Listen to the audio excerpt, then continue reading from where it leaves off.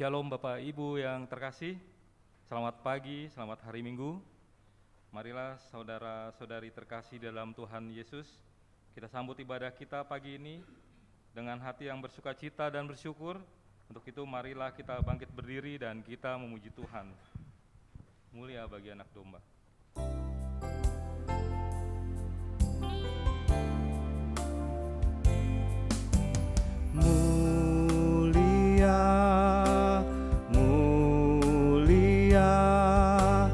Bagi anak domba,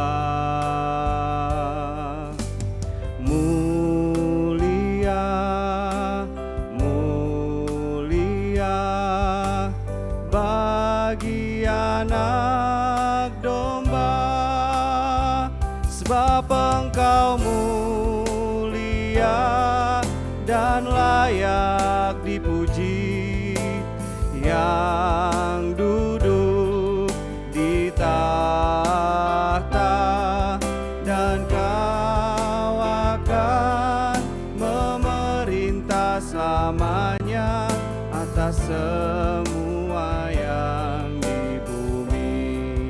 Kita pujikan sekali lagi, mulia bagi anak domba. Mulia,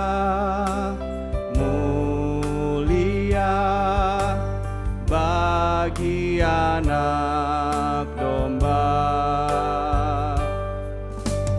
mulia, mulia bagi anak domba, sebab Engkau mulia dan layak dipuji, yang duduk di tahta, dan Kau akan memerintah selamanya atas semua yang di bumi. Sebab Engkau mulia, sebab Engkau mulia dan layak dipuji, yang duduk di tahta, dan Kau akan memerintah selamanya atas semua yang di bumi, atas semua yang di bumi, atas semua yang di bumi, atas semua yang di bumi. Mari kita mempersiapkan hati kita untuk masuk dalam hadirat Tuhan. Ibadah ini tabiskan, pertolongan kita adalah dalam nama Tuhan yang menjadikan langit dan bumi, yang tetap setia untuk selama-lamanya, yang tidak pernah meninggalkan pertentangannya yang ajaib. Oleh sebab itu, ibadah minggu ini tabiskan dalam nama Bapa, Putra, dan Kudus. Kasih karunia dan damai sejahtera menyertai ibadah kita dalam kebenaran kasih. Amin. Amin.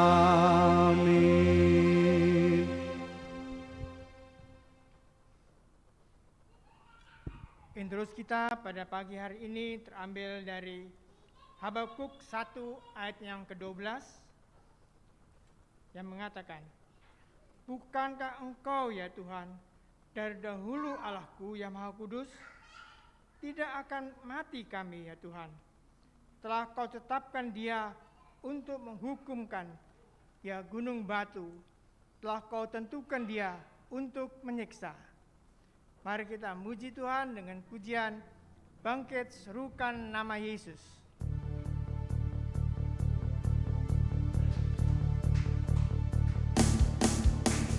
Bangkit, serukan nama Yesus.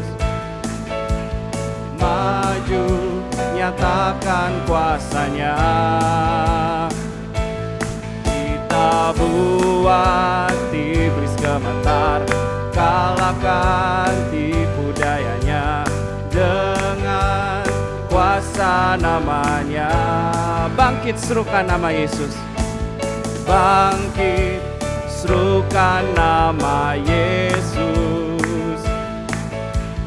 Maju, nyatakan kuasanya.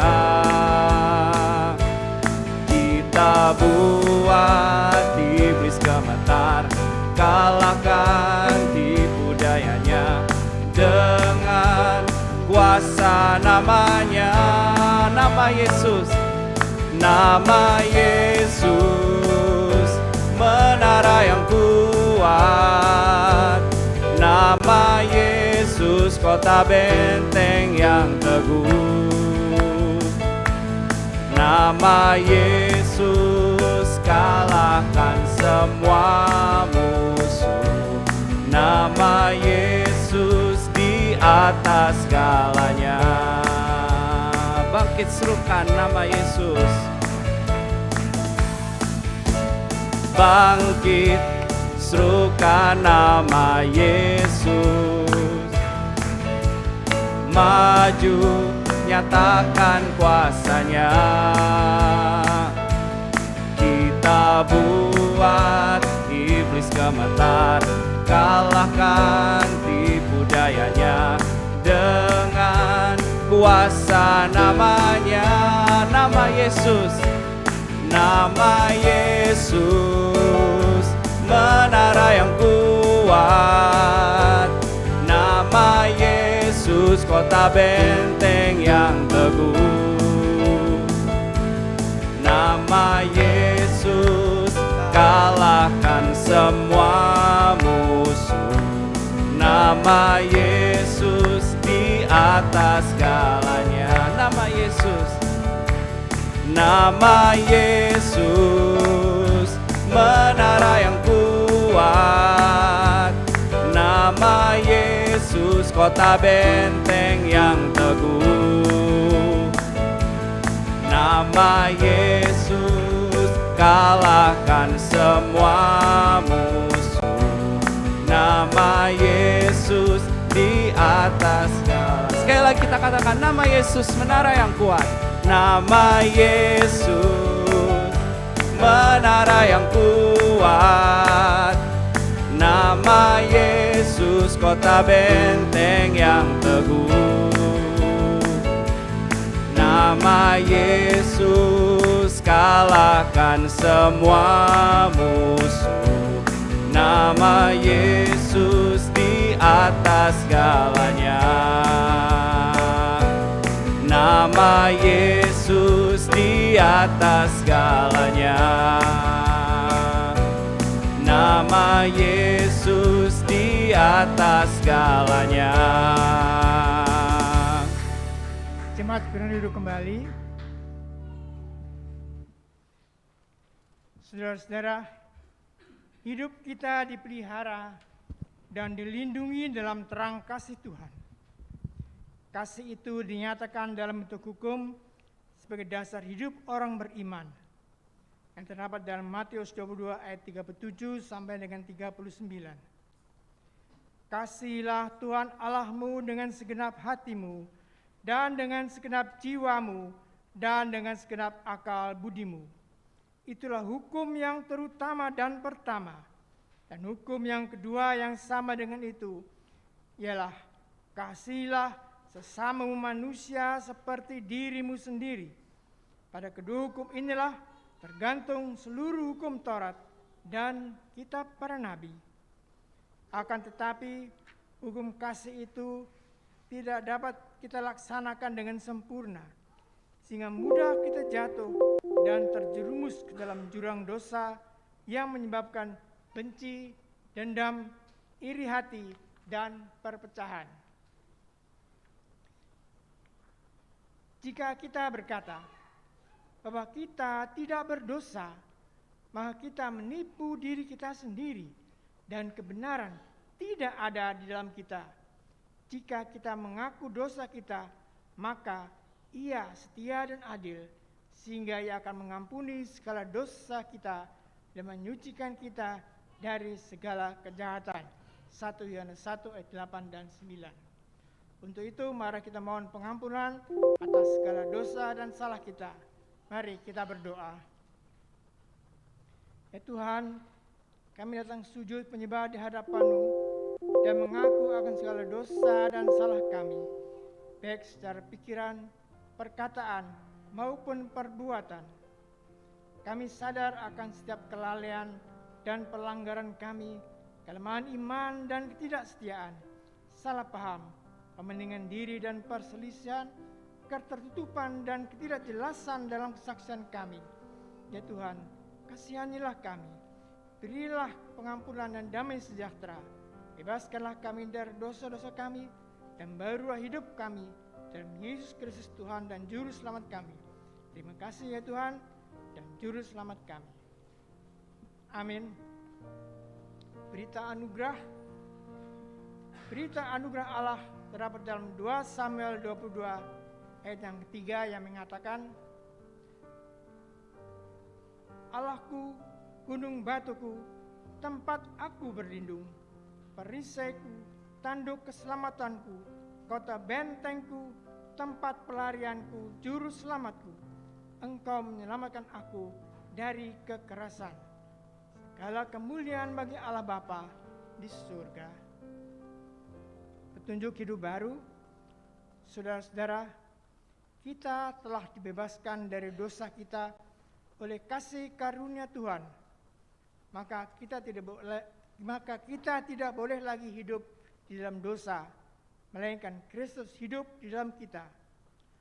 Surat Paulus kepada jemaat di Kolose yang tertulis dalam Kolose 3 ayat 12 mengatakan, karena itu sebagai orang-orang pilihan Allah yang dikuduskan dan dikasihinya, kenakanlah belas kasihan, kemurahan, kerendahan hati, kelemah lembutan, dan kesabaran.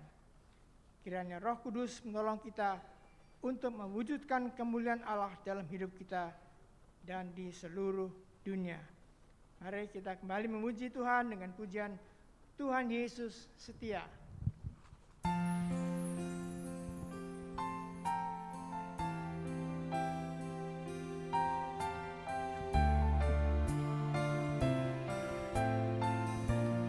Tuhan Yesus setia, Dia sahabat kita. Dalam segala susahku,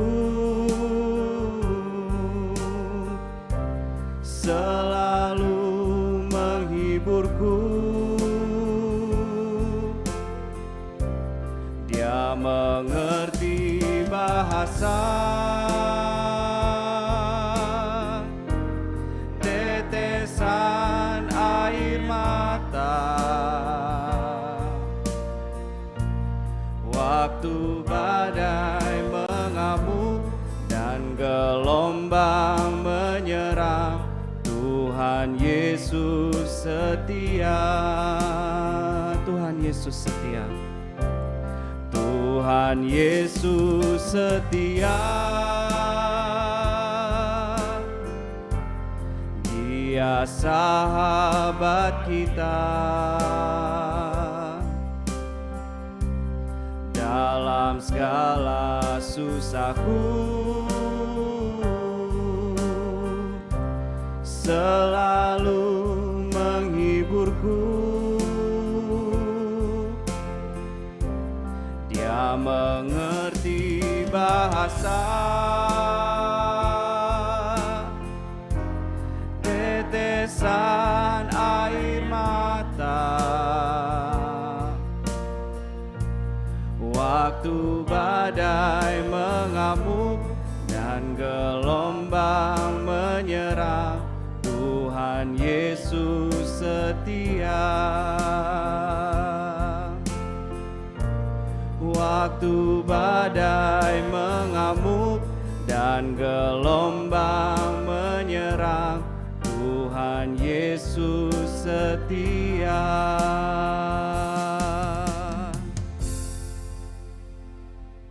Jemaat yang Tuhan kasihi, bersama dengan semua orang percaya di muka bumi ini, di segala waktu dan tempat, marilah kita bangkit berdiri dan mengaku iman kita menurut pengakuan Imam Rasuli. Dan masing-masing kita berkata, Aku percaya kepada Allah, Bapa yang Maha Kuasa, Khalik langit dan bumi, dan pada Yesus Kristus, Anaknya yang tunggal Tuhan kita, yang dikandung daripada Roh Kudus, lahir dari anak darah Maria, yang menderita di bawah pemerintahan Pontius Pilatus, disalibkan, mati dan dikuburkan, turun ke dalam kerajaan maut, pada hari yang ketiga bangkit pula dari antara orang mati, naik ke surga, duduk di sebelah kanan Allah, Bapa yang Maha Kuasa, dan akan datang dari sana untuk menghakimi orang yang hidup dan yang mati. Aku percaya pada Roh Kudus, gereja yang kudus dan am, persekutuan orang kudus, pengampunan dosa, kebangkitan daging, dan hidup yang kekal. Amin. Jemaat sudah duduk kembali. Tiba saatnya kita untuk mendoakan anak-anak sekolah minggu. Untuk itu kami undang anak-anak sekolah minggu untuk maju ke depan dan akan didoakan oleh Bapak Pendeta Alfian.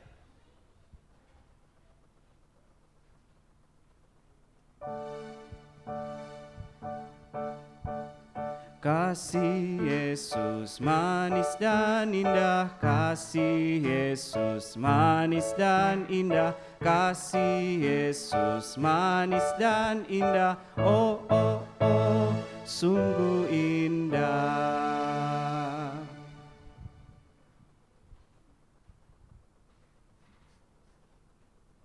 Baik, Bapak Ibu yang dikasihi Tuhan, mari kita berdoa bersama-sama untuk mengantarkan anak kekasih kita. Bapa di surga, kami bersyukur kepadamu ya Tuhan untuk segala kebaikan yang kami terima sampai saat ini. Kami juga bersyukur untuk anak cucu yang Engkau berikan kepada kami, yang Engkau percayakan kepada kami, untuk kami didik ya Tuhan di dalam kebenaran firman-Mu, untuk kami wariskan iman kepada Kristus ya Tuhan. Kami menyerahkan anak kami Tuhan pada saat ini akan masuk ke dalam ruangan sekolah minggu mereka masing-masing, ke dalam kelas mereka masing-masing ya Tuhan. Berkati mereka Tuhan, beri mereka ketenangan, kedisiplinan ya Tuhan, supaya mereka bisa menerima semua firman yang disampaikan oleh guru-guru yang ada ya Tuhan. Dan biar juga mereka sejak dini ya Tuhan boleh mengalami Tuhan, boleh mengenal Tuhan secara pribadi, sehingga mereka menjadi anak-anak yang berbahagia di masa depannya ya Tuhan. Kami juga berdoa atau menyerahkan setiap guru-guru sekolah minggu yang akan melayani dan menyampaikan kebenaran firman-Mu ya Tuhan. Berkati mereka, urapi mereka, supaya setiap pelayanan mereka Tuhan menjadi berkat bagi anak-anak dan kemuliaan bagi nama Tuhan. Terima kasih Tuhan Yesus. Kami serahkan jalannya pelayanan sekolah minggu dalam tangan kuasa-Mu, di dalam nama Yesus, haleluya. Amin.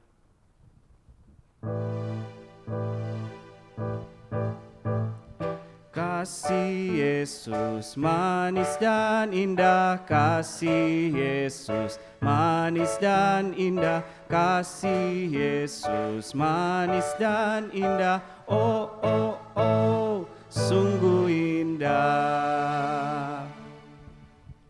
Ibu Bapak jemaat sekalian, pagi hari ini pelayan firman adalah Pendeta Alfian C. Rawung. Untuk itu mari kita bersama hati pikiran kita dengan memuji Tuhan dengan pujian, sungguh indah Kau Tuhan.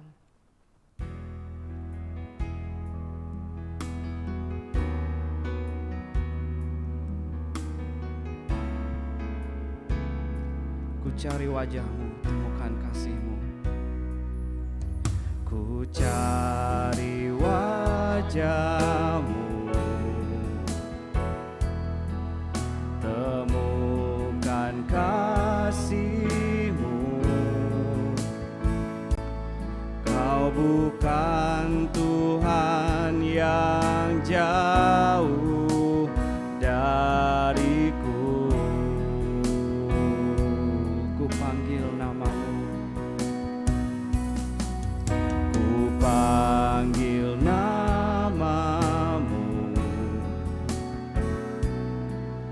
ku dengar jawab-Mu. Kau Tuhan yang selalu dengar seruan hatiku.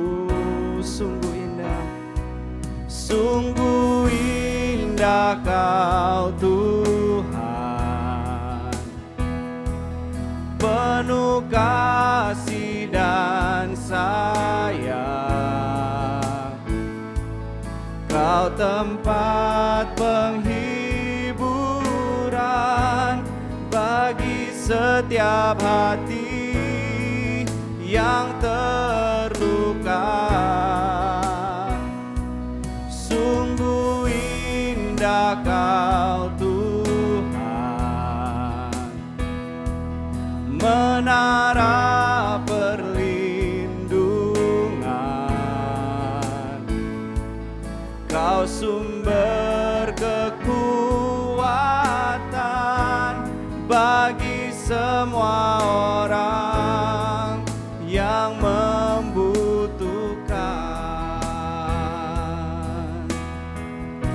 Ku cari wajah-Mu, ku cari wajah-Mu,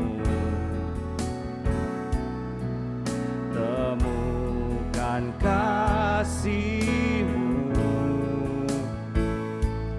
Kau bukan Tuhan yang jauh dariku.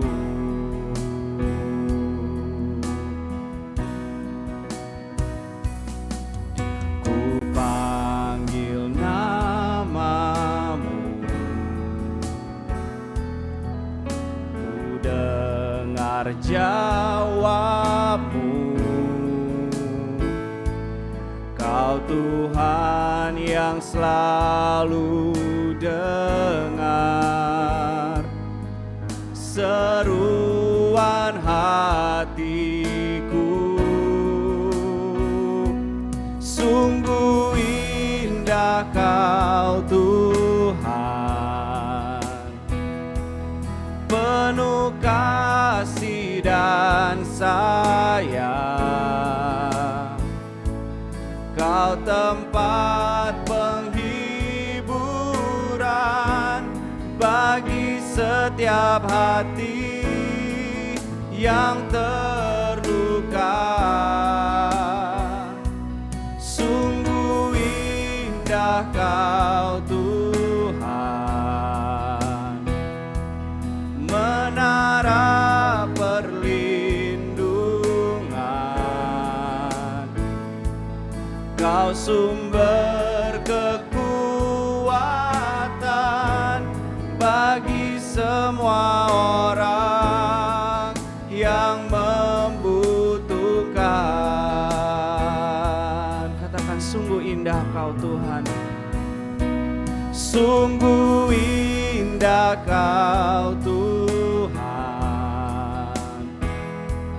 penuh kasih dan sayang.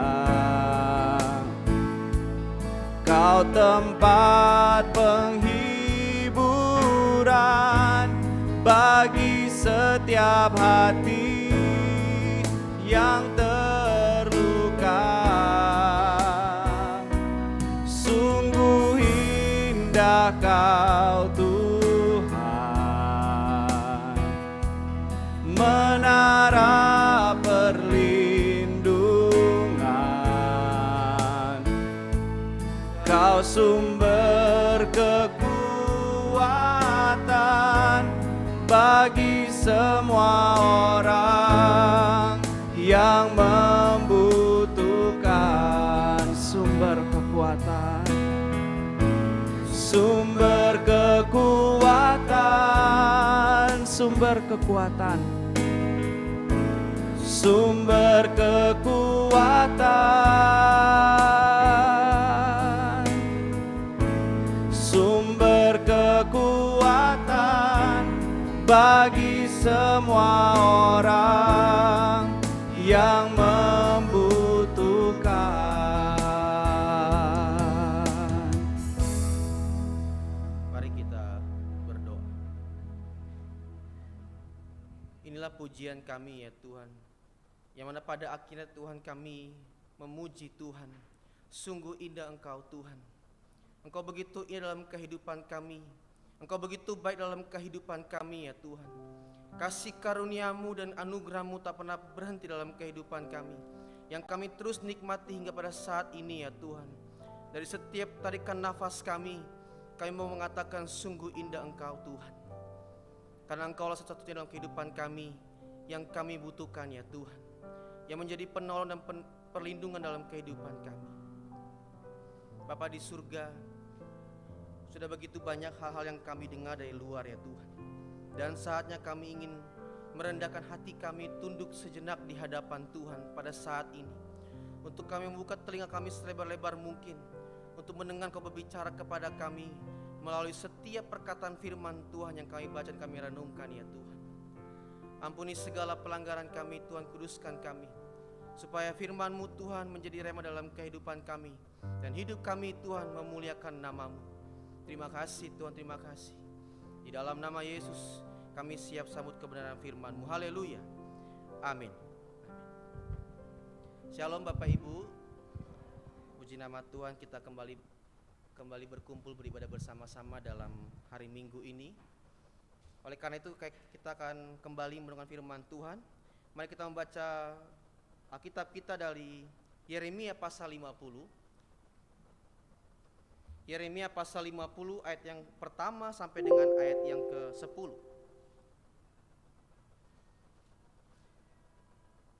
Yeremia pasal 50 ayat 1 sampai dengan ayat yang ke-10, kita akan baca silih bergantian. Saya ayat 1, Bapak Ibu ayat 2, demikian seterusnya secara responsoria. Yeremia pasal 50 ayat 1 sampai dengan ayat yang ke-10. Di bawah judul perikop mengenai Babel. Firman yang disampaikan Tuhan dengan perantara Nabi Yeremia mengenai Babel, negeri orang Kasdim. Beritahukanlah di antara bangsa-bangsa dan kabarkanlah. Naikkanlah panji-panji dan kabarkanlah. Janganlah sembunyikan, katakanlah. Babel telah direbut, dewa Bel menjadi malu, Merodak telah terkejut.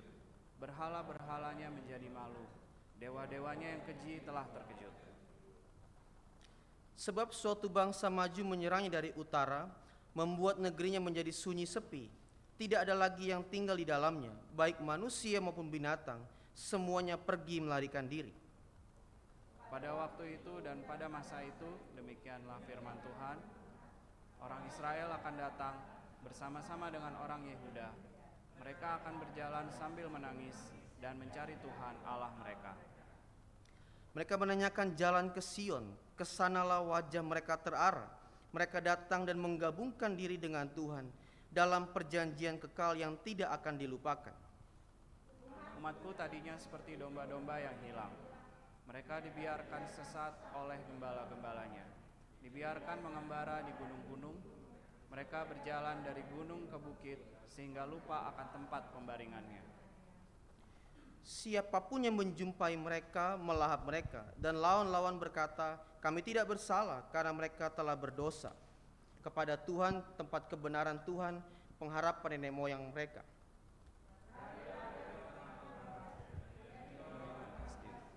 Keluarlah, jadilah seperti kambing-kambing jantan yang mengepalai kawanannya. Ayat yang ke-9, sebab sesungguhnya aku menggerakkan dan membangkitkan terhadap Babel sekumpulan bangsa-bangsa besar dari negeri utara. Mereka akan mengatur barisan untuk melawannya. Dari sanalah kota itu akan direbut. Panah-panah mereka seperti pejuang yang mahir, yang tidak pernah kembali dengan tangan hampa. Negeri orang-orang Kasdim akan menjadi rampasan. Semua orang yang merampasnya akan puas hatinya. Demikianlah firman Tuhan. Demikianlah firman Tuhan, terpujilah Kristus, haleluya. Haleluya, haleluya, haleluya.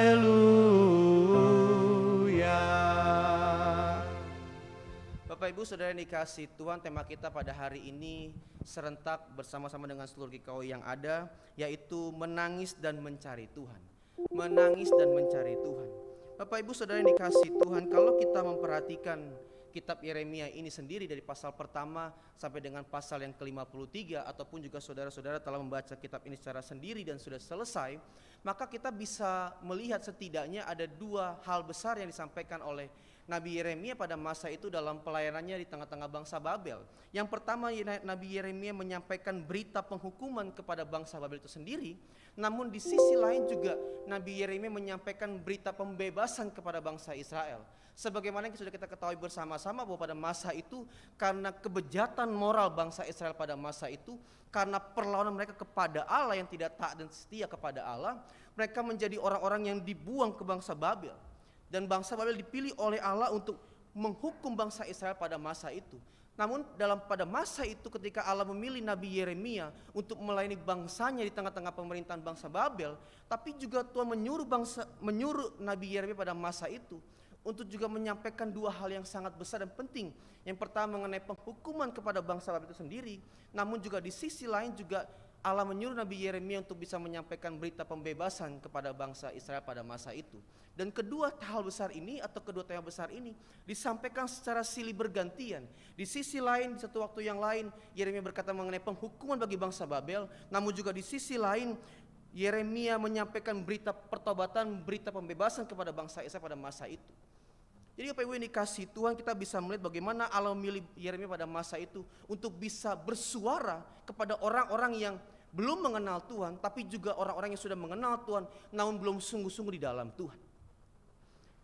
Kita juga bisa melihat di sini Bapak Ibu yang dikasihi Tuhan bahwa meskipun pada akhirnya bangsa Israel pada masa itu dipilih oleh Allah untuk menghukum bangsa Israel, karena kita juga tahu pada masa itu kerajaan Babel adalah kerajaan yang sangat kuat setelah kerajaan Asyur, sehingga kerajaan Babel dipilih oleh Allah untuk bisa menghukum bangsa Israel pada masa itu melalui invasi mereka di dalam kerajaan Israel pada masa itu. Dan kalau kita bertanya kenapa Allah harus memilih bangsa Babel pada masa itu untuk menghukum bangsa Israel, tentu jawabannya tidak lain tidak bukan adalah karena segala keberdosaan bangsa Israel yang telah dilakukan oleh Allah. Kalau kita boleh membaca dalam Alkitab, kita boleh membuat sebuah list yang cukup panjang ataupun sederhana juga boleh. Kita akan menemukan setidaknya ada beberapa dosa besar yang dilakukan oleh bangsa Israel di hadapan Allah. Yang pertama mengenai penyembahan berhala. Yang kedua mengenai hidup dalam pesta pora. Ketiga, hidup dalam kemabukan. Keempat, hidup dalam percabulan. Yang kelima, hidup dalam perlawanan kepada Allah melalui ketidaksetiaan terhadap hukum-hukum Taurat yang diberikan oleh Allah. Jadi Bapak Ibu yang dikasihi Tuhan, Allah memakai bangsa Babel untuk menghukum bangsanya sendiri. Ya. Sangat ironis sekali. Bangsa Israel adalah umat yang dipilih oleh Allah, yang dikasihi oleh Allah. Bahkan Tuhan berkata bahwa mereka adalah umat kesayanganku. Namun juga Allah harus membuang mereka. Tuhan juga harus menghukum mereka melalui bangsa yang tidak mengenal Tuhan. Ya. Ini ironis sekali. Namun meskipun bahwa Allah memakai bangsa Babel untuk menghukum umat Israel yang sudah kita ketahui bersama-sama bahwa begitu besar dosa-dosa bangsa Israel pada masa itu, praktek asusila sangat luar biasa dilakukan di tengah-tengah bangsa Israel pada masa itu. Meskipun Allah memakai bangsa Babel untuk menghukum umat Israel yang begitu berdosa di hadapan Allah, tapi juga Allah juga menghukum bangsa Babel. Ya. Allah menggunakan bangsa Babel untuk menghukum bangsanya sendiri. Namun pada akhirnya juga Allah harus menghukum bangsa Babel. Ya. Mungkin kita bertanya, kok Tuhan tidak adil? Tuhan sangat curang. Makanya tadi kalau kita membaca dalam pasal 50 ini, kita bisa melihat bahwa pada akhirnya sesuatu nubuatan yang sudah pasti terjadi pada akhir nanti. Bahwa di dalam ayat yang kedua dikatakan, beritahukanlah di antara bangsa-bangsa dan kabarkanlah, naikkanlah panji-panji dan kabarkanlah. Jangan sembunyikan, katakanlah Babel telah direbut, Dewa Bel dipermalukan. Merodak terkejut, patung-patungnya dipermalukan, berhala-berhalanya terkejut. Bapak Ibu yang dikasihi Tuhan, ayat yang kedua ini menunjukkan kepada kita bersama-sama bahwa keperkasaan Allah Babel yang disembah oleh bangsa Babel pada masa itu, pada akhirnya harus bertekuk lutut di hadapan Tuhan. Melalui hukuman yang Allah sampaikan atau akan Allah berikan kepada bangsa Babel pada masa itu. Ilah-ilah yang disembah oleh bangsa Babel bahkan juga harus disembah oleh bangsa Israel pada masa itu, karena mereka sebagai budak tawanan juga harus ikut otoritas pemerintahan bangsa Babel pada masa itu. Tapi pada akhirnya pun juga bangsa Babel harus dihukum oleh Tuhan. Dewa-dewa yang mereka pandang sebagai dewa yang perkasa, Allah-Allah yang kuat yang tidak bisa menandingi Allah manapun, pada akhirnya pun juga Babel harus bertekuk lutut di hadapan Tuhan, tidak berdaya melawan Allah Abraham, Ishak dan Yakub, Allah nenek moyang mereka. Dan di dalam ayat yang ketiga juga kita perhatikan bersama-sama. Di dalam ayat yang ketiga dikatakan begini, sebab suatu bangsa maju menyerangnya dari utara, membuat negerinya menjadi sunyi sepi, tidak ada lagi yang tinggal di dalamnya, baik manusia maupun binatang, semuanya pergi melarikan diri. Ini sebuah nubuatan akan kekalahan bangsa Babel pada masa itu, di mana Allah juga memakai bangsa lain pada akhirnya.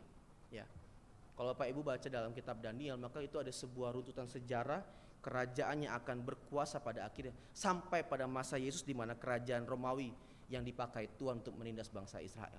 Setelah kerajaan Babel diruntuhkan oleh Allah atau dihukum oleh Allah, maka Allah memakai bangsa Midian Persia. Itulah yang disimbolisasikan oleh Nabi Yeremia di sini dengan suatu bangsa dari utara.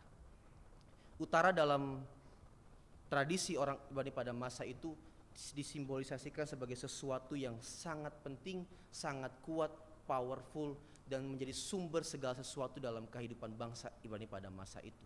Sehingga ketika Nabi Yeremia mengatakan istilah dari utara, maka itu sebuah bangsa yang sangat kuat untuk bisa menghukum bangsa Babel pada masa itu. Dan bangsa yang dipakai oleh Allah untuk meruntuhkan kerajaan Babel pada masa itu adalah kerajaan Midian Persia. Kalau kita membaca sejarah Bapak Ibu dikasih Tuhan dalam kitab Daniel, maka di dalam kitab Daniel diperlihatkan ketika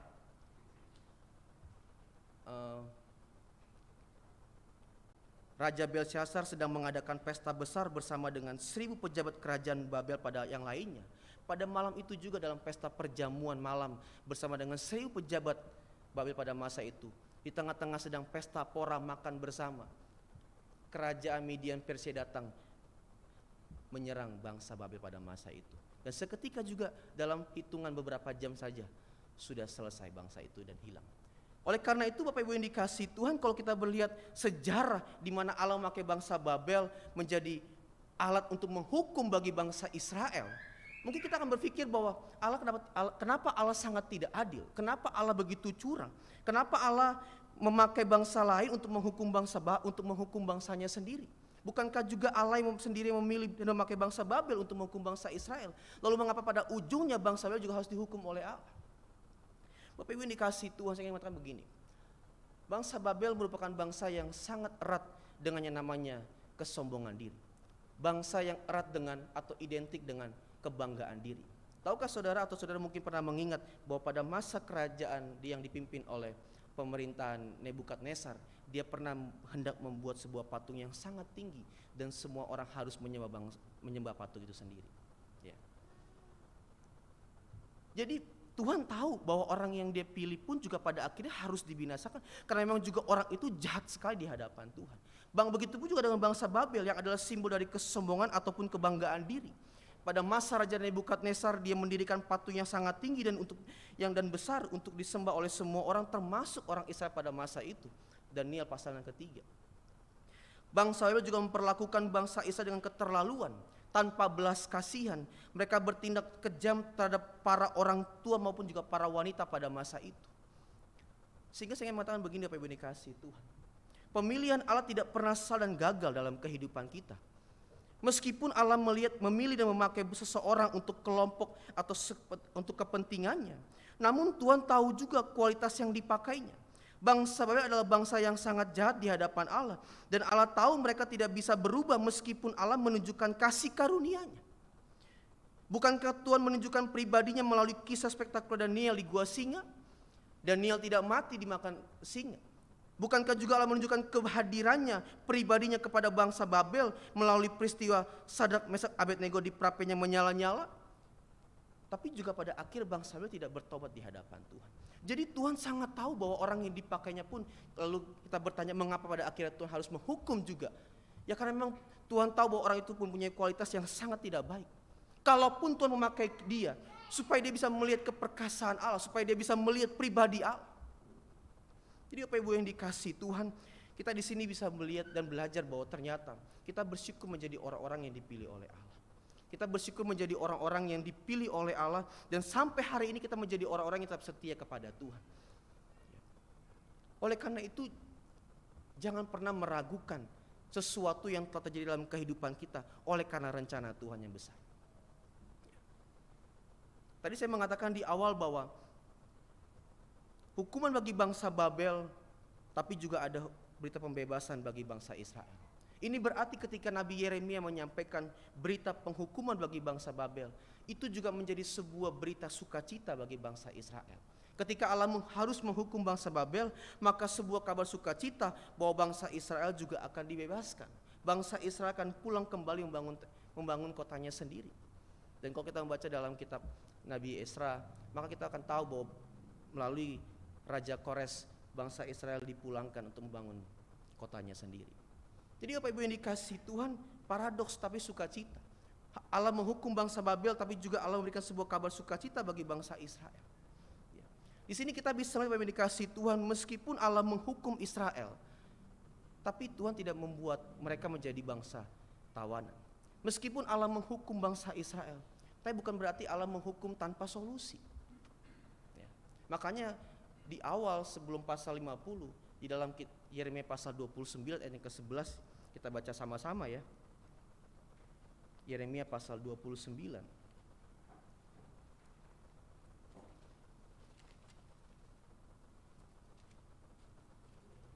Ayat yang ke-11, satu ayat yang sudah sangat populer sekali.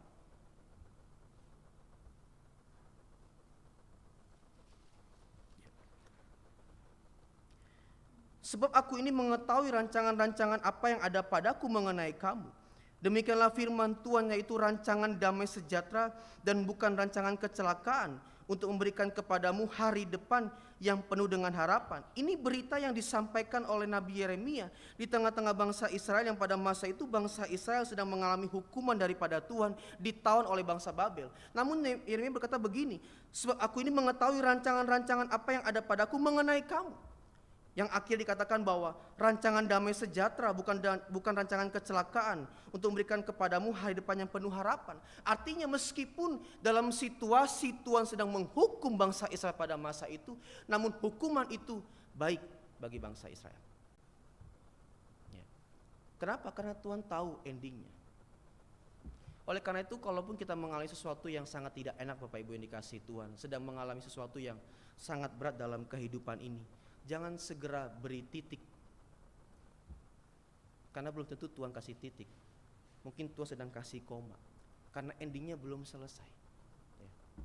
Mungkin kita merasa disakiti ataupun dilukai, ataupun banyak permasalahan yang kita bertanya, Tuhan sampai kapan ini terus terjadi dalam kehidupan saya. Jangan segera memberi titik selesai. Kita nggak pernah tahu rancangan Tuhan, kita nggak pernah tahu rencana Tuhan. Kalau Tuhan belum kasih titik, maka jangan kasih titik. Kalau Tuhan belum selesai dengan kita, maka kita juga belum selesai dengan Tuhan. Dan pada akhirnya kita akan melihat sesuatu yang baik Tuhan berikan bagi kita. Jadi Bapak Ibu yang dikasihi Tuhan, ketika Yeremia berkata bahwa sebab aku ini mengetahui rancangan-rancangan apa yang ada padaku mengenai kamu, demikianlah firman Tuhan, yaitu rancangan damai sejahtera dan bukan rancangan kecelakaan, untuk memberikan kepadamu hari depan yang penuh harapan. Artinya Allah tidak menghukum Israel atau menghukum bangsa Israel tanpa solusi, tanpa pemulihan. Memang Allah harus menghukum bangsa itu dulu. Menghukum bangsa Israel melalui bangsa Babel. Namun ketika bangsa Babel juga dihukum oleh Allah, itu menjadi sebuah kabar yang sangat baik bagi bangsa Israel pada masa itu, di mana mereka harus pulang kembali ke tanah kelahirannya, membangun kotanya. Jadi Bapak Ibu yang dikasihi Tuhan, Allah memberikan hukuman kepada kita itu dengan maksud yang baik, dan tujuan pemulihan relasi. Allah tidak pernah menghukum kita dengan perasaan benci, tetapi dengan kasih. Hukuman Allah bukanlah sanksi yang memberatkan dan menyiksa kita, tetapi hukuman Allah itu untuk kebaikan kita. Oleh karena itu saya mengatakan bahwa kasih itu harus berjalan bersamaan dengan hukuman, dan hukuman itu harus didasarkan oleh kasih. Dan sejarah membuktikan kepada kita bahwa Allah tidak pernah menghukum umatnya dengan perasaan benci atau menyiksa. Tetapi semua hukuman Allah, segala sesuatu yang terjadi dalam kehidupan bangsa Israel pada masa itu, ataupun juga kita, itu tujuannya untuk kebaikan kita. Kalaupun kita berbuat salah, ya tentu kita harus tahu ada hukum sebab akibat. Kau menerima akibat karena engkau memiliki sebab. Kalau engkau salah maka engkau harus mengalami akibatnya. Tapi kita tidak memikul akibat itu dengan seorang diri. Kita memikul kesalahan kita tidak dengan seorang diri, tapi bersama dengan Tuhan. Amin. Saya sering mendengar istilah atau jargon-jargon yang dipakai oleh orang Kristen gitu ya Pak Ibu, mengenai tabur tuai. Itu istilah yang sangat familiar di dalam kehidupan orang Kristen, yang sering dibicarakan, bahkan juga menjadi sebuah nasihat yang disampaikan kepada orang-orang di seberang ataupun juga sesama kita. Hukum tabur tuai itu berlaku. Kalau kau menabur angin, kau menuai badai. Memang tidak ada yang salah dengan istilah ataupun jargon-jargon tabur tuai yang dipakai oleh kita. Tapi kalau kita dengar penjelasan dengan lebih dalam, ternyata masih banyak yang meleset. Mereka berpikir tabur tuai itu ya cukup tabur tuai, kamu bikin salah kamu tanggung sendiri salahnya. Tidak. Justru kalau kita melihat salib Kristus, maka hukum tabur tuai meskipun kita alami akibatnya, tapi juga Tuhan bersama dengan kita memikul salib itu. Bersama dengan Tuhan juga Tuhan memikul kesalahan kita. Bangsa Israel tidak dibiarkan oleh Allah menjadi orang-orang yang harus menanggung hukumannya sendiri. Tapi pada akhirnya pun juga Tuhan harus menanggung hukumannya dengan jalan memberi solusi. Karena kalau hukuman itu diberikan, maka kecenderungan orang-orang adalah sulit untuk bisa bebas dari hukuman itu. Oleh karena itu harus ada satu pihak di lain sisi untuk bisa memberikan sebuah kekuatan kemampuan untuk bisa menanggung, memikul, dan bebas dari hukuman itu sendiri.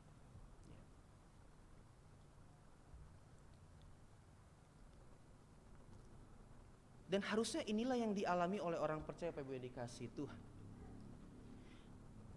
Bahwa ketika kita melihat bahwa hukuman Tuhan itu mendatangkan kebaikan bagi kita, maka kita harus menjadi orang-orang yang meratapi, menangis, dan mencari Tuhan. Sehingga tangisan kita bukan tangisan sesuatu yang bersifat duniawi, tapi tangisan kita adalah tangisan karena kebaikan Tuhan. Tangisan karena dosa-dosa yang terampuni. Bangsa Israel dalam penjajahan bangsa pada masa itu mereka berseru-seru kepada Tuhan. Tapi pada akhirnya mereka juga melihat bahwa Allah menjawab setiap seruan mereka. Dan mereka boleh melihat bahwa hukuman Allah tidak selamanya menjadi hukuman bagi kita, tapi hukuman Allah menjadi sebuah kebaikan bagi kita. Oleh karena itu mari kita menangis bahagia di hadapan Tuhan. Menangis karena kebaikan Tuhan. Menangis karena segala pelanggaran kita telah diampuni oleh Tuhan. Dan seharusnya bukan karena berkat-berkat jasmani saja yang membuat kita menangis bahagia, melainkan karena kebaikan Tuhan.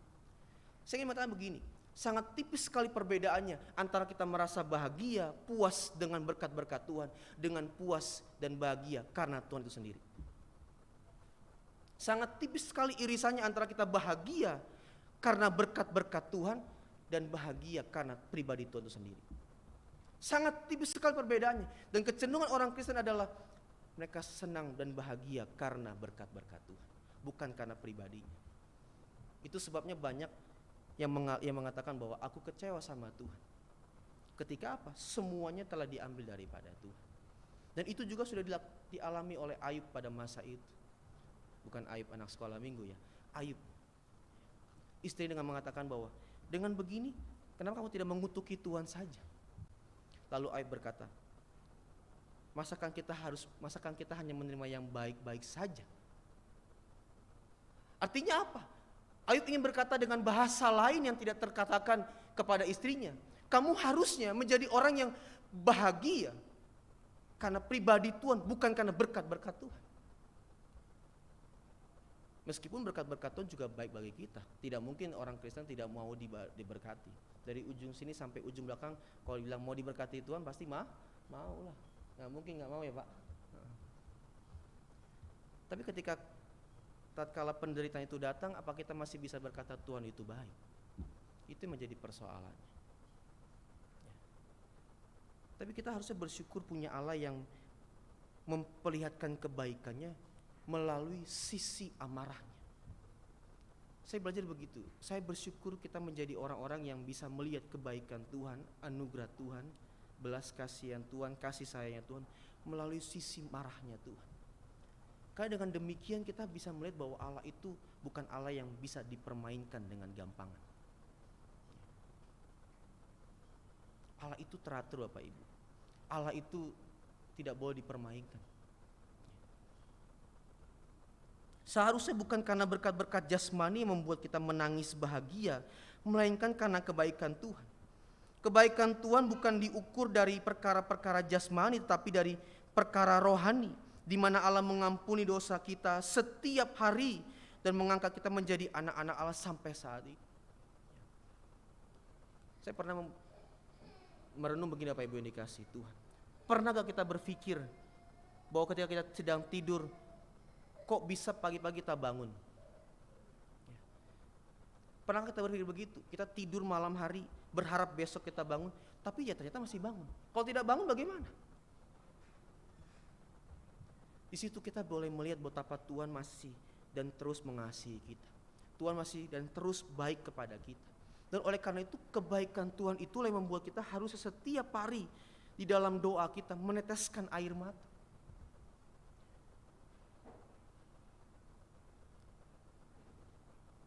Bahkan dengan kata lain saya mengatakan begini, seharusnya yang kita rayakan dalam kehidupan ini adalah kebaikan Tuhan itu.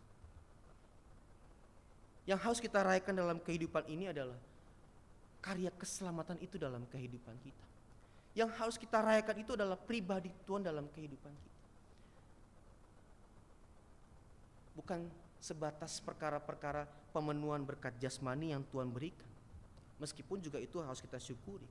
Tetapi kadangkala dinamika kehidupan menunjukkan kepada kita bahwa tidak selamanya kita bisa menikmati hidup yang baik-baik saja. Tidak selamanya kita berada di atas. Tatkala Tuhan juga membuat kita harus turun ke bawah supaya kita mengoreksi bahwa ternyata masih ada hal yang tidak beres di dalam diri kita. Dan untuk bisa membereskan itu Tuhan harus membawa kita turun ke bawah, tidak di atas, turun ke bawah, meratap, menangis.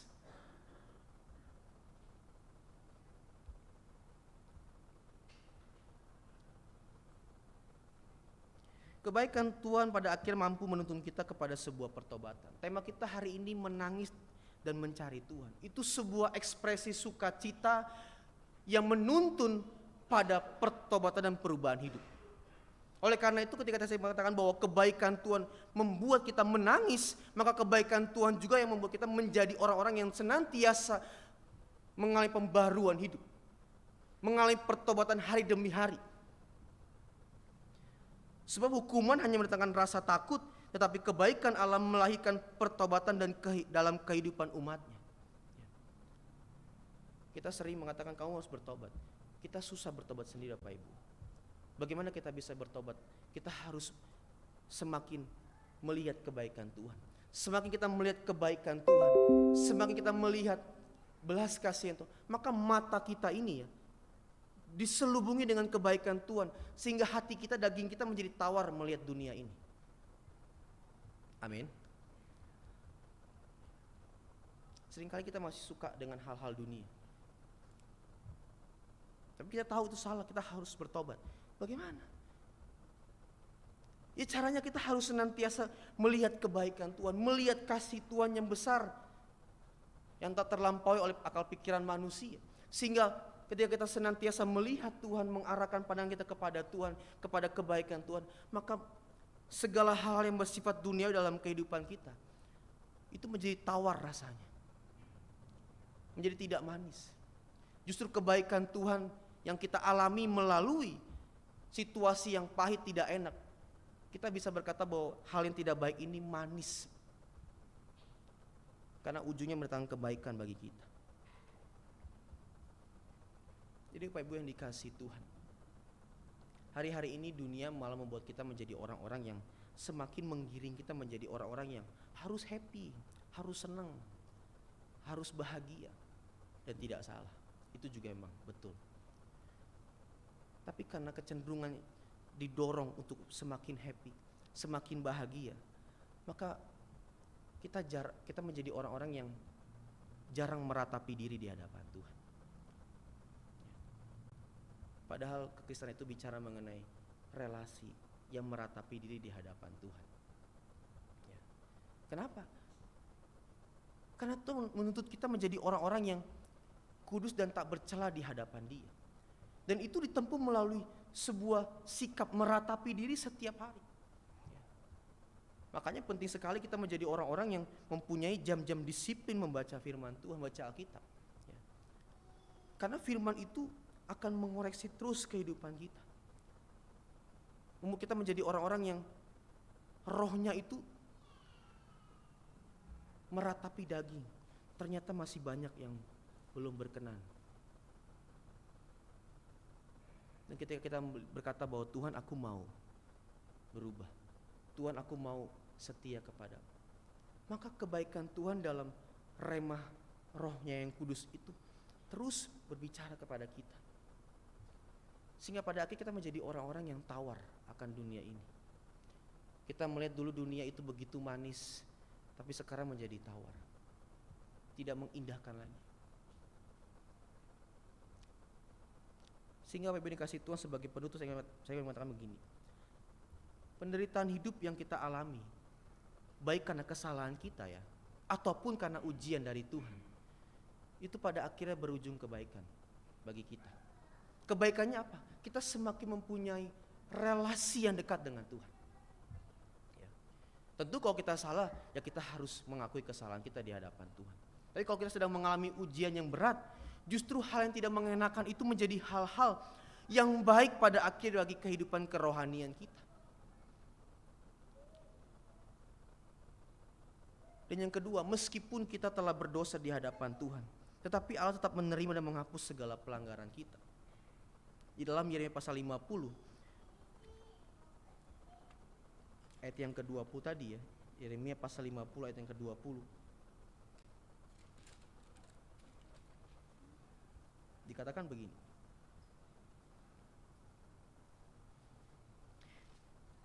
Yeremia pasal 50 ayat yang kedua, Yeremia 50 ayat 20. Pada waktu itu, di masa itu, demikianlah firman Tuhan, orang akan mencari kesalahan Israel tetapi tidak didapatinya, dan dosa Yehuda tidak ditemukannya, sebab aku akan mengampuni orang-orang yang kubiarkan tetap hidup. Melalui tema ini kita belajar bahwa meskipun kita sering kali berbuat salah di hadapan Tuhan, berdosa di hadapan Tuhan, tapi kasih sayang Tuhan lebih besar dari segala pelanggaran kita. Kasih sayang Tuhan lebih besar daripada setiap pelanggaran kita, sehingga Dia terus mau menerima kita dan menghapus pelanggaran kita. Banyak orang-orang yang hidup dalam sebuah intimidasi, saya gak mau gereja, kenapa? Dosa saya terlalu besar. Padahal kasih Allah begitu besar dibanding dosa kita. Kalau dosa itu lebih besar, kalau dosa itu lebih besar, maka Tuhan tidak mau datang. Ya. Tapi karena dosa itu tidak begitu besar bagi Allah, kasih Allah yang begitu besar, maka Allah turun ke dalam dunia untuk menyapa kita, untuk merangkul kita kembali. Maka tidak boleh menjadi orang-orang percaya yang hidup dalam sebuah intimidasi. Kenapa? Karena kasih Allah begitu besar dalam kehidupan kita. Kasih Allah merangkul kita, kasih Allah membebaskan kita, kasih Allah memperbaharui kehidupan kita. Dan yang terakhir, Bapak Ibu dikasih Tuhan, meskipun kita terjatuh dan terbuang, bukan berarti kita terhalau dari kebaikan Tuhan. Bangsa Israel mungkin pada masa itu berpikir kita sudah bebas, kita sudah jauh dari kebaikan Tuhan. Kenapa? Karena kita menjadi orang-orang buangan. Tuhan menghukum kita semua karena kita bersalah di hadapan Tuhan. Tapi pada akhirnya mereka harus melihat bahwa meskipun mereka dalam penderitaan sebagai orang-orang buangan, tapi kebaikan Tuhan tidak pernah terhalau dalam kehidupan mereka. Meskipun kita mungkin jatuh bangun dalam kehidupan ini, tidak menyenangkan Tuhan, jatuh berbuat salah, berbuat dosa, bangun menyenangkan hati Tuhan, jatuh begitu lagi, jatuh bangun aku. Tapi kebaikan Tuhan tidak pernah lepas dari kehidupan kita. Kebaikan Tuhan selalu menyertai kehidupan kita. Bahkan justru ketika kita jatuh, Tuhan semakin menunjukkan pribadinya. Kalau kita buat salah, oke, Tuhan justru akan menegur kita, itu karena kesalahanmu. Tapi kamu tidak akan terdiam dalam kesalahanmu. Aku akan menjemput kamu, aku akan menolong kamu dalam menghadapi kesalahan. Bangkit bersama-sama. Kalaupun kau diuji oleh Tuhan, maka engkau tidak mengalami kesulitan hidup dalam ujian itu seorang diri. Jadi Bapak Ibu yang dikasih Tuhan, kita melihat dalam kitab Yeremia ini pasal 50 ini, kita melihat bahwa Allah memperlihatkan kepada kita pribadinya yang begitu baik dan besar dalam kehidupan umatnya. Dan kita yang sering kali berbuat salah, Tuhan justru selalu menarik kita. Tuhan selalu berusaha untuk memulihkan kehidupan kita. Tuhan tidak biarkan kita hidup dalam kesulitan ataupun dalam rasa bersalah, tapi Tuhan terus memberikan kebaikan-kebaikannya kepada kita. Dan kalau kita menjadi orang-orang yang melihat kebaikan Tuhan dalam hidup ini, meskipun berat yang kita jalani, tapi pada akhirnya kita akan menjadi orang-orang yang melalui penderitaan itu, kita menjadi orang-orang yang semakin relasinya itu kayak gini, sampai krek relasinya. Kita seringkali lepas. Nah, melalui situasi yang Tuhan beri bagi kita, baik sulit itu semua untuk membuat kita mempunyai relasi yang sampai krek, gak bisa lepas dari Tuhan. Dan Tuhan pakai situasi. Makanya Paulus mengatakan bahwa alat turut bekerja dalam segala sesuatu tentang kebaikan bagi mereka yang mengasihi Dia. Termasuk alat penderitaan itu untuk kita menjadi orang-orang yang sampai punya relasi yang lekat dengan Tuhan, tidak bisa terpisahkan. Ketika penderitaan terjadi, kesulitan itu terjadi, membuat kita menjadi orang-orang yang menangis, tetapi justru itu membuat kita menjadi orang-orang yang menangis dan mencari Tuhan dan kembali kepada Tuhan. Sehingga relasi kita dengan Tuhan menjadi relasi yang sangat intim, relasi yang sangat dekat sekali. Jadi Bapak Ibu yang dikasihi Tuhan, mari dunia ini semakin hari semakin membuat kita menjadi orang-orang yang tidak mau meratapi diri karena kesalahan. Justru malah banyak mencari pembelaan. Tetapi melalui firman Tuhan hari ini kita belajar bahwa ternyata seringkali hal-hal yang tidak mengenakan itu bagi kita menjadi alat bagi Tuhan untuk bisa membuat kita meratapi diri. Ya. Untuk kita punya relasi yang dekat dengan Tuhan, baik dengan Tuhan. Bahkan situasi yang kita alami mungkin karena ujian Tuhan, justru itu membuat menjadi alat untuk kita mempunyai kehidupan yang senantiasa berubah. Dari yang tidak setia menjadi lebih setia. Dari yang masih mencintai dunia menjadi mencintai Tuhan lebih dari ada apapun. Mari kita meratapi diri kita di hadapan Tuhan. Selamat menangis dan mencari Tuhan. Amin. Kita berdoa bersama-sama.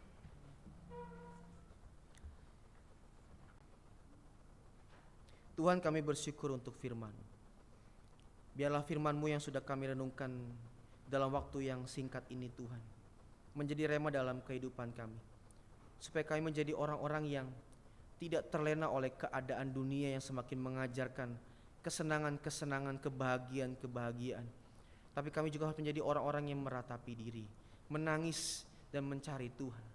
Tapi kami juga tahu bahwa kami tidak bisa mencari dan kami tidak bisa meratapi dan mencari Tuhan dengan upaya kami sendiri. Oleh karena itu kami mohon kepada Tuhan, biarlah Engkau terus menunjukkan kebaikan-Mu kepada kami. Supaya kami dengan melihat kebaikan-Mu dalam kehidupan kami menjadi orang-orang yang didorong oleh Roh-Mu yang kudus untuk semakin lekat dengan Tuhan, mendekat dengan Tuhan. Dan kalaupun kami harus melalui situasi hidup yang tidak mengenakan kami ya Tuhan, tapi kami berkata bahwa situasi yang tidak baik itu adalah baik bagi kami. Karena setiap situasi yang tidak baik Tuhan, Engkau bekerja di dalamnya untuk mendatangkan kebaikan bagi kami. Terima kasih Tuhan, terima kasih. Di dalam nama Yesus, haleluya. Amin. Kita akan masuk dalam rangkaian doa syafaat kita.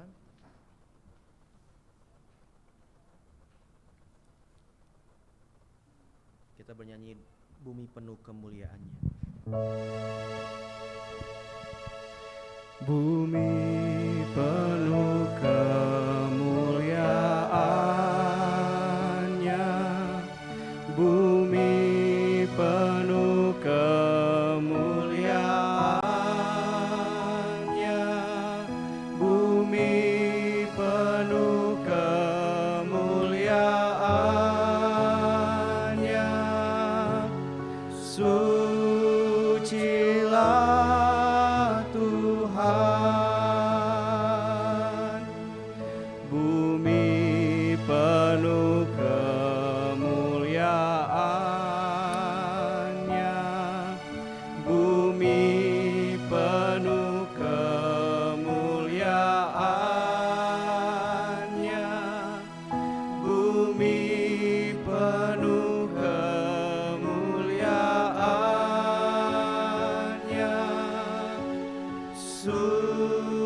Sucilah Tuhan. Sekali lagi katakan bumi penuh kemuliaan. Bumi penuh kemuliaan-Nya. Bumi penuh kemuliaan-Nya. Bumi penuh kemuliaan-Nya.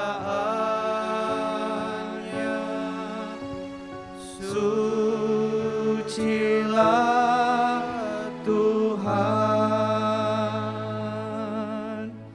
Mari kita berdoa bersama-sama.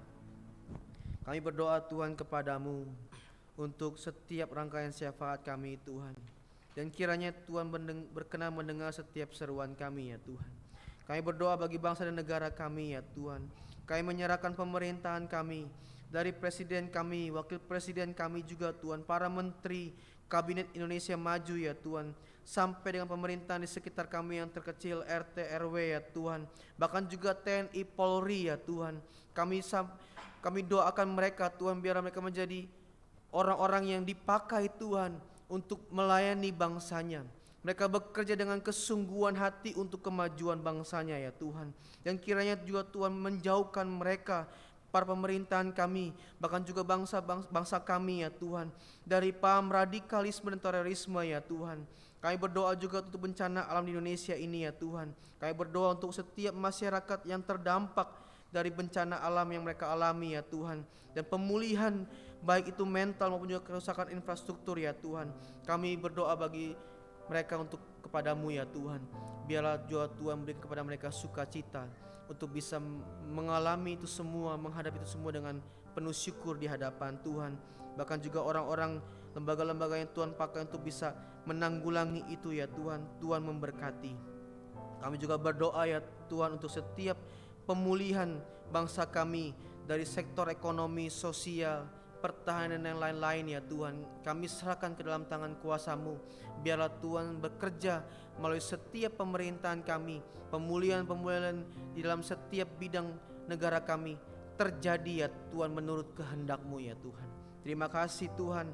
Kami juga berdoa Tuhan bagi jemaat yang sakit ya Tuhan, bahkan juga dalam masa pemulihan untuk Bapak Denny Nainggolan ya Tuhan, Ibu Rosani Harman, Ibu Ana Angkau ya Tuhan, Ibu Pok Yohwa, Bapak Arianto, Ibu Duta Anggraini ya Tuhan, Ibu Endang Sujaryono, Ibu Yuli Angkau, Ibunda dari Ibu Ursula ya Tuhan, pemulihan pasca operasi, bahkan juga Bapak Aryan Nugroho ya Tuhan, mereka yang mengalami kelemahan tubuh ya Tuhan, terus nyatakan kehadiran-Mu tengah-tengah mereka, hiburkan mereka ya Tuhan, tambahkan iman pengharapan mereka kepada mereka ya Tuhan, supaya mereka senantiasa bersukacita dan terus berpengharapan kepada Tuhan, dan mereka bisa melalui setiap masa-masa kelemahan tubuhnya dengan penuh syukur di hadapan Tuhan. Kami juga berdoa ya Tuhan, menyerahkan gereja dan juga pelayanan kami tempat ini ya Tuhan. Penginjilan-penginjilan yang terus dilakukan ya Tuhan oleh setiap lembaga-lembaga gereja, lembaga penginjilan ya Tuhan, para penginjil yang ada ya Tuhan, yang terus masuk ke daerah-daerah pelosok ya Tuhan, yang melayani. Biarlah Tuhan memberkati ya Tuhan penginjilan yang dilakukan oleh orang-orang percaya ya Tuhan. Kami juga berdoa Tuhan, kiranya setiap penginjilan juga Tuhan ditopang oleh berkat-berkat jasmani yang Tuhan sampaikan melalui orang-orang yang Tuhan pakai untuk mensupport pelayanan-pelayanan misi yang ada ya Tuhan. Kami juga berdoa ya Tuhan untuk Sinode GKI ya Tuhan, dari ketua kami Tuhan Bapak Ronald Manalu ya Tuhan, dan seluruh MPS yang ada, bahkan juga MPP yang ada ya Tuhan. Tuhan memberkati mereka. Biarlah ada kesamaan visi, kesehatian, ada kerendahan hati, mau saling melayani ya Tuhan untuk kemajuan GKI ya Tuhan. Kiranya dijauhkan dari segala hal yang tidak berkenan di hadapan Tuhan, sehingga para pelayan di tingkat sinode ya Tuhan juga menjadi sebuah contoh yang baik ya Tuhan bagi setiap gereja-gereja GKI yang ada ya Tuhan. Kami juga berdoa untuk kesehatian para pelayan Tuhan di internal GKI Persekutuan, baik itu gembala sidang kami Ibu Pendeta Riana Manja Dewi ya Tuhan, para majelis yang ada dan komisi-komisi yang ada ya Tuhan.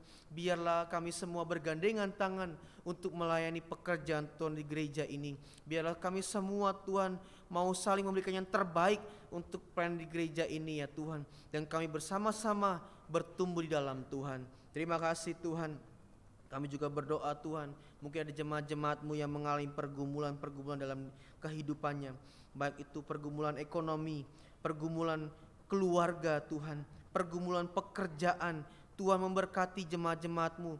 Mereka yang sedang mengalami pergumulan ekonomi, Tuhan senantiasa memberkati mereka. Mereka yang mengalami pergumulan keluarga, kiranya kasih setia Tuhan terus menyertai kehidupan rumah tangga mereka. Bahkan mereka yang sedang mencari pekerjaan Tuhan, mempunyai usaha juga, Tuhan memberkati setiap mereka ya Tuhan. Jemaat-jemaat lansia Tuhan di tempat ini, Tuhan memberkati.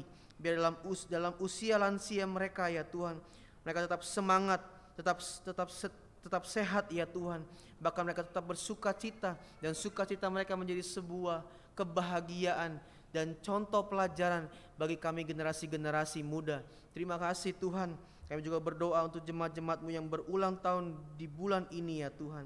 Untuk Bapak David Susanto ya Tuhan, anak kami Aurelia Jovanka, Saudara Ayub Sianipar ya Tuhan, Bapak Sujaryono ya Tuhan, Ibu Heni Rosalin ya Tuhan. Berkati mereka dalam pertambahan usia yang baru. Biarlah berkat-berkat jasmani, berkat-berkat rohani juga Engkau terus limpahkan dalam kehidupan mereka. Kesehatan Engkau berikan kepada mereka, dan segala hal-hal yang mereka masih harapkan ya Tuhan, kiranya Tuhan memberkati dan mencukupkan kehidupan mereka. Terima kasih Tuhan. Anak sekolah minggu juga kami berdoa Tuhan, biarlah dalam penyertaan Tuhan. Mereka masih dalam studi mereka, Tuhan memberkati mereka. Mereka menjadi anak-anak yang berhasil, menjadi anak-anak yang membanggakan orang tua. Terlebih-lebih Tuhan menjadi anak yang melayani Tuhan melalui setiap kemampuan yang mereka miliki ya Tuhan. Terima kasih Tuhan Yesus yang baik. Kami juga berdoa untuk lingkungan tempat gereja kami ini tinggal ya Tuhan dan berada. Lingkungan gereja RT 01 RW 06B Jaka Permai ya Tuhan, di mana GKI Jemaat Persekutuan ada di dalamnya. Engkau memberkati lingkungan kami ya Tuhan.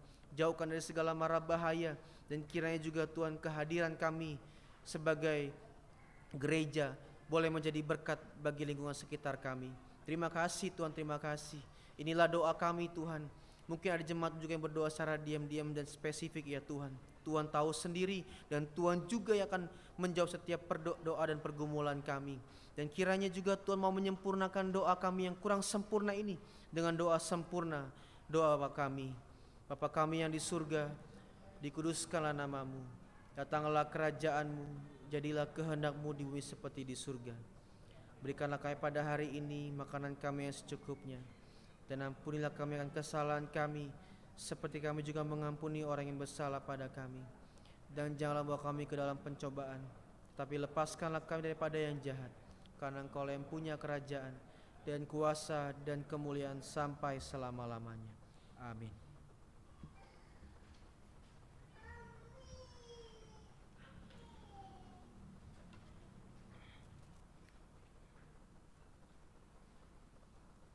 Bapak Ibu yang terkasih, saatnya kita akan memberikan persembahan kita.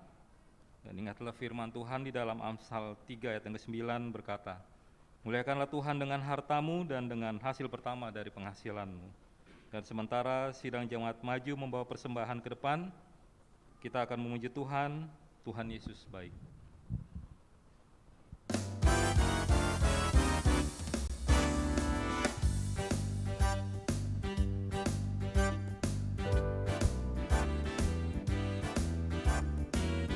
Tiada berkesudahan kasih setiamu Tuhan, selalu baru rahmat-Mu bagiku.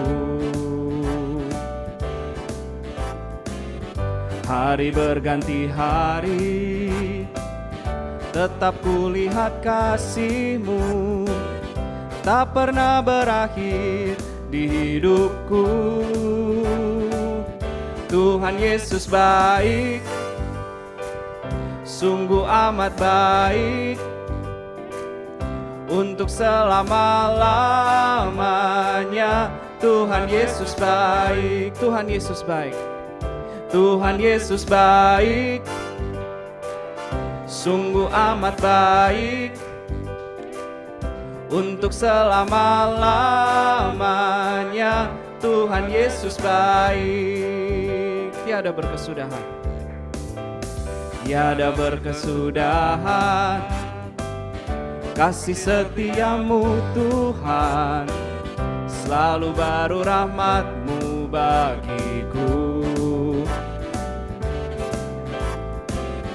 Hari berganti hari, tetap kulihat kasih-Mu, tak pernah berakhir di hidupku. Tuhan Yesus baik, sungguh amat baik, untuk selama-lamanya. Tuhan Yesus baik, Tuhan Yesus baik, sungguh amat baik, untuk selama-lamanya. Tuhan Yesus baik, Tuhan Yesus baik, Tuhan Yesus baik, sungguh amat baik, untuk selama-lamanya. Tuhan Yesus baik, Tuhan Yesus baik, sungguh amat baik, untuk selama-lamanya. Tuhan Yesus baik, untuk selama-lamanya, untuk selama-lamanya. Tuhan Yesus baik, untuk selama-lamanya, untuk selama-lamanya. Tuhan Yesus baik.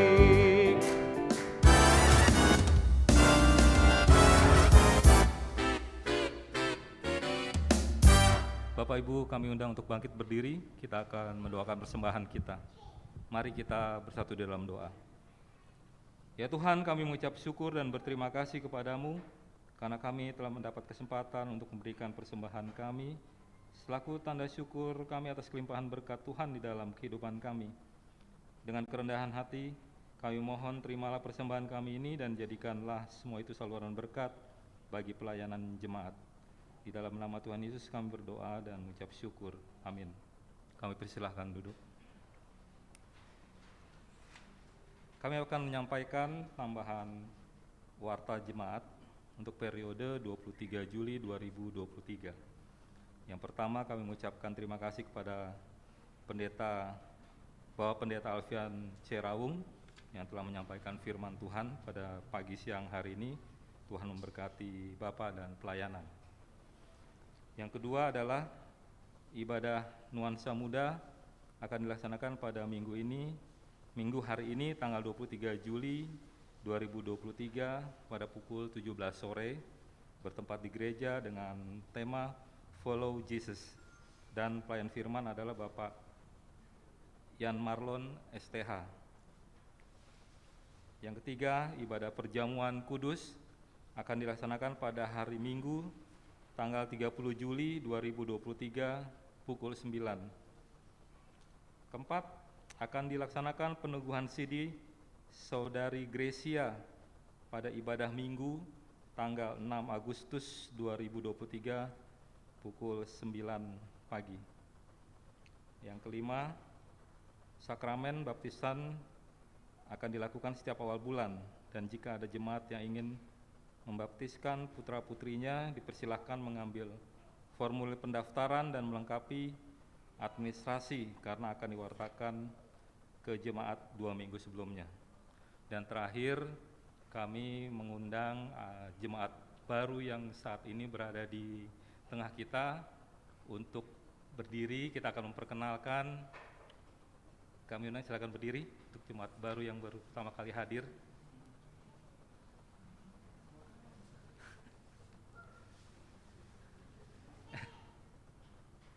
Tepuk tangan. Dan jika memerlukan konsultasi atau hal-hal lain, nanti dapat menghubungi majelis jemaat atau ibu gembala setelah ibadah selesai. Demikian tambahan warta jemaat untuk hari ini. Dan selanjutnya kami mengundang pada Bapak Christian selaku koordinator dari Retreat Pemuda dan Remaja yang akan menyampaikan beberapa hal terkait pelaksanaan retreat yang akan dilaksanakan pada Agustus mendatang. Ya, shalom Bapak Ibu terkasih dalam Tuhan Yesus. Ya, jadi kita gereja ini rindu untuk bersama-sama kembali mengadakan retret khusus untuk remaja dan pemuda ya. Jadi range usianya itu dari 15 ya, kelas Lukas sampai dengan umur 25 tahun yang kuliah ya.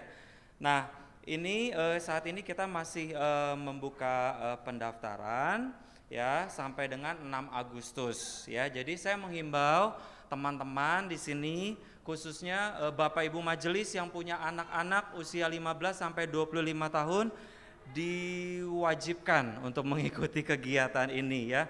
Terakhir kita retret remaja pemuda itu tahun 2012 Bapak Ibu. Ya, kalau Bapak Ibu ingat, di sini ada senior-senior kita, ada Bapak Randy, Bapak Ino ya kan, lalu Rian ya kan, lalu Roland nggak ikut waktu itu. Tapi teman-teman dari Lampung ya waktu itu ya, Ibu Arlene, Pak Anton. Jadi waktu itu puji Tuhan dari kegiatan retret 2012 itu Army of God itu sudah membangkitkan banyak pelayan-pelayan Tuhan seperti yang Bapak Ibu bisa lihat di sini, dan hasil yang paling luar biasa salah satunya adalah yang hari ini menyampaikan firman Tuhan. Jadi waktu itu Alfian, waktu itu Bapak Pendeta Alfian ini masih apa ya? Masih ingusan gitu. Terus kayak di pojok gitu sendirian gitu. Saya samperin gitu kan, Alfian, siapa namanya Alfian gitu kan. Dan puji Tuhan melalui retret kemarin itu ternyata kita boleh mendapatkan seorang hamba Tuhan yang juga justru dapat melayani bersama-sama di tengah jemaat kita, GKW Jemaat Persekutuan Bapak Ibu. Nah, saya rindu kegerakan apa ya, regenerasi tongkat estafet ini jangan sampai putus ya. Terus terang ini sudah terjadi gap untuk kita kalangan senior gitu ya, dari Om Hutauruk gitu ya, dari majelis ini yang sudah senior gitu kan. Lalu di bawahnya itu belum ada lagi generasi pemuda nih, belum ada gitu. Jadi sekarang itu kita terpaksa waktu tahun 2018 itu hanya ada persekutuan pemuda keluarga muda. Jadi seolah-olah ditarik ke atas gitu yang pemuda-pemuda ini begitu loh. Nah, justru yang generasi dari kelas Lukas ini umur 15-25 ini kita sekarang mau coba galakan kembali supaya regenerasi di gereja ini tetap berjalan. Yang rindu dan setuju katakan amin. Amin. Oke. Nah, retret ini masih dibuka pendaftarannya sampai 6 Agustus besok, dan pelaksanaannya next itu adalah di Habitat Hill ya, tempatnya sangat bagus sekali. Kemarin pemuda keluarga muda 2019 kita sudah sempat retret kecil gitu ya dengan jumlah sekitar 15 orang di tempat ini, dan kemarin kita juga sudah survei kembali dan tempatnya sangat menunjang sekali ya, fasilitasnya fasilitas hotel Bapak Ibu. Kemudian berikutnya biaya pendaftarannya adalah sebenarnya teman-teman ini sudah menabung 10.000 per minggu dari bulan Mei. Kalau baru sekarang mau daftar langsung Rp180.000 per anak, itu sudah 3 hari 2 malam plus makan dan snack dan tempat akomodasi 2 malam, itu sangat luar biasa. Harganya sangat ekonomis sekali. Kemudian berikutnya biaya yang dibutuhkan adalah sekitar 25 juta ya Bapak Ibu, sangat fantastis sekali, seolah-olah sangat besar, tetapi memang kita di sini investasi Bapak Ibu untuk masa depan anak-anak remaja dan pemuda di tempat ini ya. Dan target pesertanya adalah kita catat sekitar 28 anak, dan yang sudah mendaftar baru 19 anak. Jadi saya mengharapkan dan menghimbau Bapak Ibu semua untuk mendorong anak-anaknya untuk, kalau boleh saya bilang, diwajibkan untuk ikut ya Bapak Ibu terkasih, supaya regenerasi di gereja ini boleh berjalan. Dan puji Tuhan per malam hari ini saya hitung, per malam tadi malam ya, saya hitung itu kekurangan dananya masih ada sekitar 8 juta. Tuhan Yesus luar biasa ya, tinggal 8 juta saja saudara. Nah, Jadi saya karena itu menghimbau Bapak Ibu, jadi nanti kalau ada teman-teman panitia mungkin meminta partisipasi Bapak Ibu, saya selaku pembimbing dari teman-teman pemuda mohon izin Bapak Ibu apabila ada nanti list donasi yang akan diedarkan ke Bapak Ibu untuk mendukung acara ini. Yang mau terlibat katakan amin. Aminnya lemas. Tapi nggak apa-apa, saya percaya pekerjaan Tuhan must go on. Saya percaya kalau Tuhan yang harus buat ini terjadi, maka Tuhan yang akan mencukupkan. Ya, apapun itu yang terjadi, Tuhan yang akan mencukupkan gitu. Saya kira itu saja yang saya umumkan pada siang hari ini. Tuhan Yesus memberkati.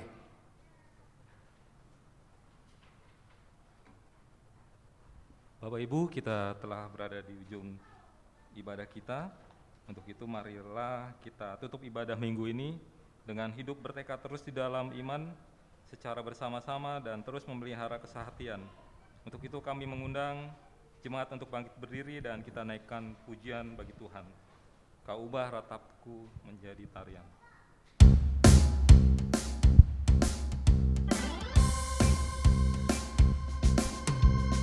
Kau ubah ratapku jadi tarian, Kau bukakan kain kabungku,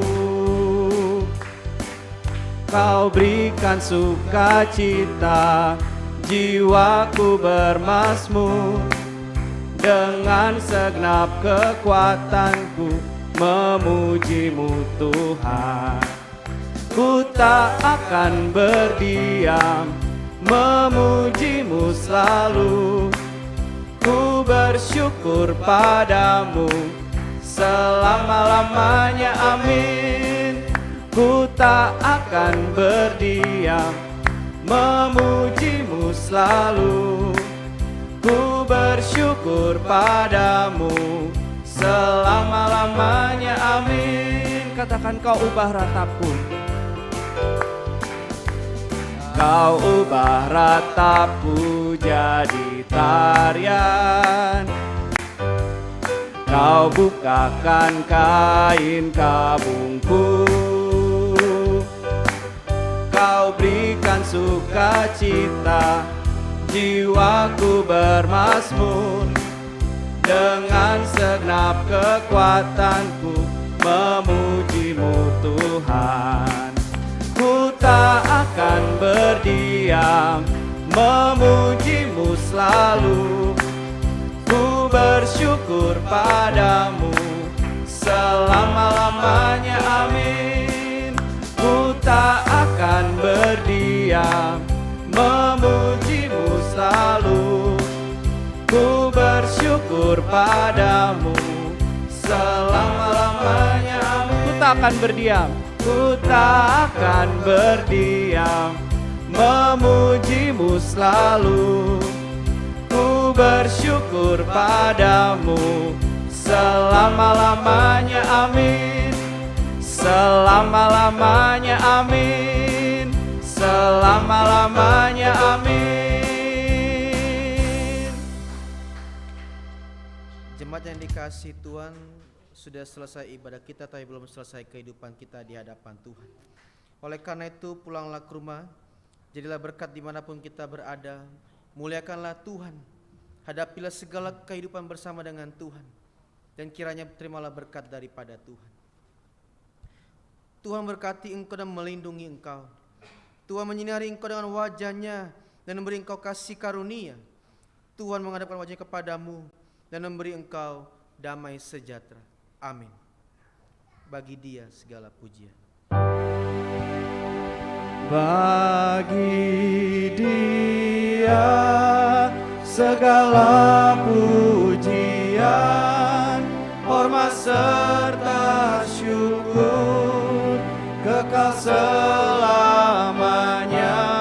Bagi Dia segala pujian, hormat serta syukur selama-lamanya, selama-lamanya, selama-lamanya.